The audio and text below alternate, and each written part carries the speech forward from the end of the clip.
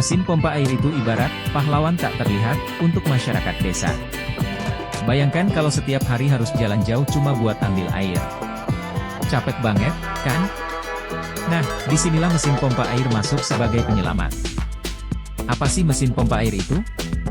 Mesin pompa air itu alat yang tugasnya ngambil air dari satu tempat, terus ngirim air itu ke tempat lain yang lebih butuh. Misalnya dari sumur ke rumah-rumah, ke ladang, atau ke tangki air. Alat ini bikin hidup jadi lebih praktis, karena kita nggak perlu lagi susah payah ambil air manual. Jenis-jenis pompa air. Buat di desa, ada beberapa jenis pompa air yang bisa dipilih, sesuai kebutuhan. Pompa sumur dangkal, ini buat sumur yang nggak terlalu dalam. Jadi kalau sumurnya dekat-dekat rumah, ini pilihan yang pas. Pompa sumur dalam, kalau sumurnya agak dalam, jenis ini yang dibutuhkan. Biasanya buat yang butuh air banyak, misalnya buat sawah. Pompa sentrifugal, nama kedengarannya keren, ya? Pompa ini kuat banget buat ngairin air dalam jumlah besar, cocok buat irigasi pertanian. Pompa submersible, nah, yang ini dioperasikan dengan cara dimasukin langsung ke dalam air. Biasanya buat sumur yang dalam banget atau tempat-tempat yang susah dijangkau. Kenapa mesin pompa air itu penting? Mesin pompa air bikin hidup di desa jadi lebih simpel.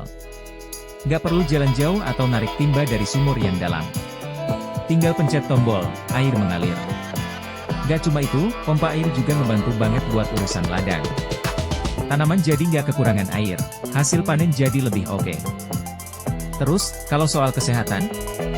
Nah, dengan akses air bersih yang gampang, warga desa jadi lebih sehat. Cuci tangan, masak, minum, semuanya pakai air bersih yang gampang didapat. Pilih-pilih mesin pompa air. Sebelum beli, pastikan pompa air yang dipilih sesuai kebutuhan.